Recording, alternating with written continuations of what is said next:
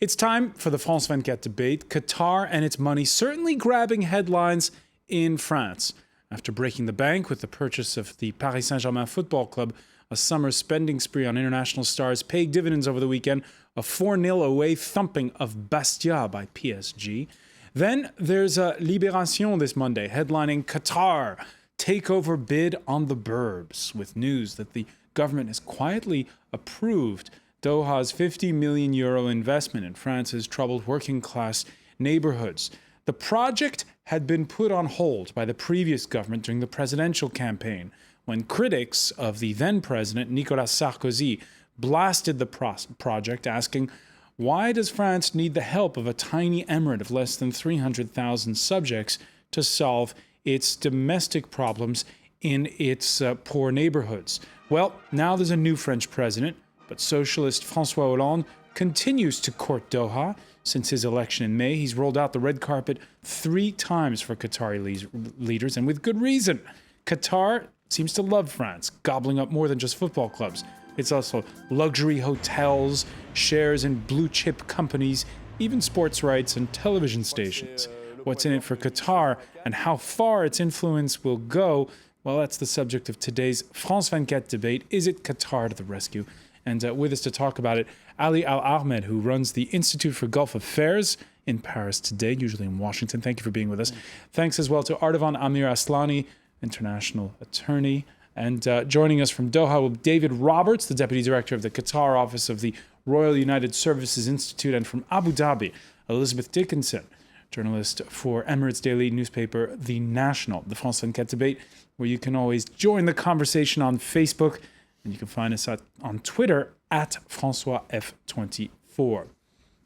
Now, this afternoon, the Industry Ministry confirming that deal with Qatar is in the pipeline, but not yet signed. It would target projects in underprivileged areas, no longer just urban areas, but also rural ones, and would bring together both Qatar and private French firms, with a preference to those companies that already do business with Doha. Now, I don't know if you've heard, Ardavan Amir Aslani, but we don't have a lot of money these days in France. There's a crisis going on. So the €50 million, smart move by the government? It's better than what was before. I mean, in France, we may not have a lot of money, but we sure have our own sovereignty. And this is what this entire story is all about. Allowing a foreign country whose image abroad is the image that we know of, the image of a country that defends extreme Islamic causes, the Muslim Brotherhood, the Salafi movements, those same people who attacked the American consulate in Benghazi, get involved into French politics, finance in our suburbs, people and companies. There is a problem with that. And at the end of the day, there is no such a thing as a free gift. I mean, would they accept that the French fund would open up offices in Doha so as to educate people in relation to women's rights, educate people in relation to the exercise of democracy? Of course they wouldn't. So what is this need in France? We're not short of €50 million. This is a country that is in the top 10 worldwide as far as the wealthiest nations are concerned. We are not short of 50 million. The problem is, by enabling these kind of initiatives, we are authorizing foreign countries, and we're not talking about Switzerland or Belgium or the Grand Duchy of Luxembourg. We're talking about the most important promoter of the worst radical version of Islam to put its nose in our own suburbs. Oh, David Roberts in Doha, thank you for being with us. Would you agree with that assessment of Qatar as a nation that promotes extremism? Not really, to be brutally honest. I mean, we need to get down and actually have a look what goes on here. I mean, it's quite usual to see the idea that Saudi Arabia sponsor Salafi Islam, and Qatar, for example, supports the Muslim Brotherhood. And without doubt, there is some method to this kind of a madness. There is some reason to suggest this. There are many examples of it. But at the same time, it's nothing in life is as simple as it initially looks, and it's not quite that simple. The ruling elite of Qatar, in particular, are relatively enlightened. I think it's probably fair to say there is a very strong push for social issues and education in Qatar, for example. And so, while there are certainly elements to supporting, for example, Muslim Brotherhood elements in Tunisia maybe, or in some parts of the Arab Spring, it's not at all that simple. We can't paint with such a wide brush. Can't bear with such a wide brush. Left-leaning daily Libération, which made this story its front page this Monday, came out swinging against the project. It wrote the following: to see Qatar swoop down on the French suburbs to take over for an out-of-pocket state, that's worth a second look. When France agrees a first time to subcontract to a foreign nation part of its sovereign obligations, what will the next steps be? Elizabeth Dickinson, your thoughts when you read those kinds of comments? Is that a fair jibe on the part of that newspaper? Well, I think we have to look at the context, and I think there's really a couple things going on here. First, I think it's fairly simple that we can say right up front that this isn't just a one-way exchange here, that probably if there is cooperation going on between France and Qatar, and we know there is to be, that it is definitely sort of a two-way street here. So I don't think we can paint it, first of all, as Qatar sort of swooping in, as they said. I think my analysis of this is it has happened on three levels, and the first is certainly economic interest. And with the downturn in Europe, I think there is some truth to the idea that Qatar sees investment opportunities. It sees the opportunity to come in and maybe buy up properties that are really good investments, and they happen to be the prices are lower right now just because of the economic situation in Europe. So you have economic pragmatism, but you also have very close diplomatic and foreign relations cooperation between Qatar and France. And I think that this relationship is key because when you look at Qatar's investments across the world, not just in France, they tend to go hand in hand with the foreign policy of Qatar. So when you're thinking about Qatar's role in France, you have to think about how are they cooperating on other fronts. And we know that they are cooperating. For case in point is on Syria, where they're collaborating very closely on their policy. Collaborating very closely on the policy. Does Qatar have a particular soft spot for France, or is it just a case, Ali Al-Ahmed, where it's a tiny emirate with a lot of money and it's investing it in a lot of places? Well, I think they've been very successful in dealing with France. In case of Libya, it was Doha that shelled out the money, and the French and NATO did the bombing, and it was paid for by the Qataris. And I think they are just continuing that relationship, helping the French economy, buying also with, like Elizabeth said, with some economic thought behind it, that buying depressed properties to gain influence in the country. They have bought properties in Greece, in Portugal, and also they have funded the project, the Shard, the largest or the tallest building in Europe. So they are really looking and very keen on gaining economic properties in Europe, but that comes also with political influence. What political influence are they looking for? I think Qatar sees itself as because of the huge amount of cash that it has, that it can play a role. It has played a role through Al Jazeera and through its billions of dollars in Libya, in Egypt, and now they're playing in Syria, and maybe in the future will be playing a role in Saudi Arabia in terms of destabilizing that government. Ardavan Amir Aslani? We should pretty much look at this problem from the right angle. We're not talking about investment opportunities over here. We're not talking about luxury condos being sold to rich Qatari emirs.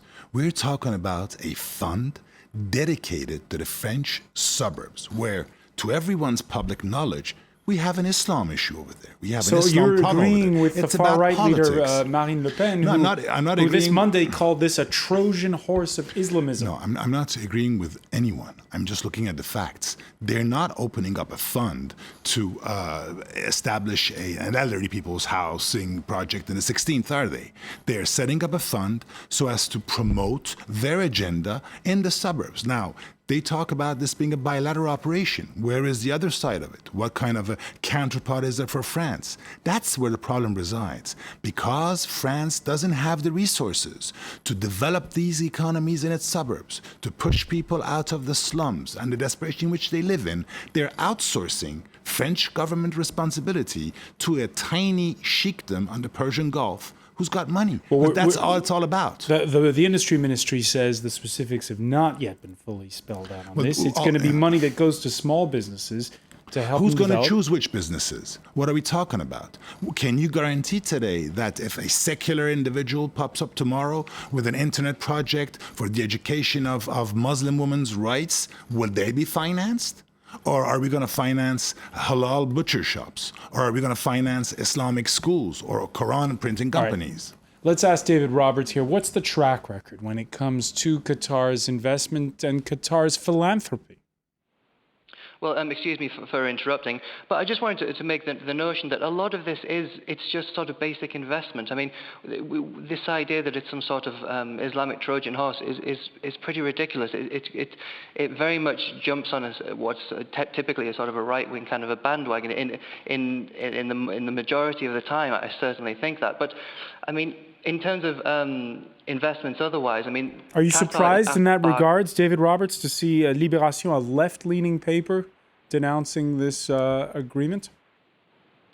Well, indeed. I mean, the different sides of the political spectrum often have certain issues which they agree on really quite nicely, and I guess this is one of those occasions. But in terms of their investment, they're after, as has been mentioned already, some bargains around Europe in particular. The Qataris have an affinity for Europe. They believe they have a good understanding. They live in and around France and the UK. They have houses there as well. They feel they understand the people here. They understand the elites. They've been dealing with them for a long time. So they think there's some long-term value here to buy depressed property now or depressed businesses, whatever it may be, and in order in the longer term for these things to come good. Someone mentioned about the idea of political capital or currying political favour, and there is of course something in this. Again, I don't particularly think that the Qataris are after anything particularly nefarious in this point. But if we just come back to Qatar specifically for 1 second, I mean, Qatar is sandwiched, of course, between Saudi Arabia and Iran. It is a very small, a very rich country, and in the Gulf region, there are, of course, examples in the not too distant past of similar countries being invaded quite straightforwardly, of course, Kuwait and Iraq. And I think Qatar has this basic fear. And therefore, this is one of the reasons, not the only one, but part of the reason that Qatar wants to go out and foster very good relations, as good relations as it possibly can with important countries, and France is an important country. Same as it's been investing a lot in the UK, as we all know, of course, and London in particular.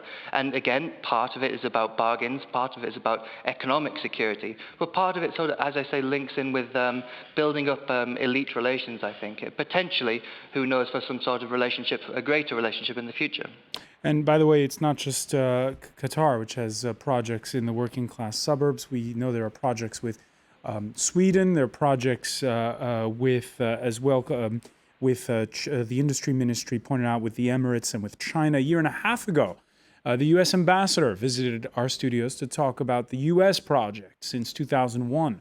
They've done cultural exchanges, inviting promising youths from the French suburbs on field trips to America. Some conservative lawmakers in France object to that as well. Here's what the ambassador answered. I am the American ambassador to France, not the American ambassador to Ile-de-France, and I go everywhere, including the banlieue. As an ambassador, what we try to do is find common ground with our country, and there's so much that we have in common with all aspects of France. Ardavan Amir Aslani, does the U.S. have some kind of agenda when they go into the really rough neighborhoods? I'm not aware of any U.S. fund dedicated to the French suburbs. If you are, please share it with me. It's a cultural I'm looking exchange. at those pictures that you're showing on your screen. Once and for all, we need to get rid of this concept of property investments and portfolio acquisitions. Once you look at these pictures, you're looking at downtrodden neighborhoods.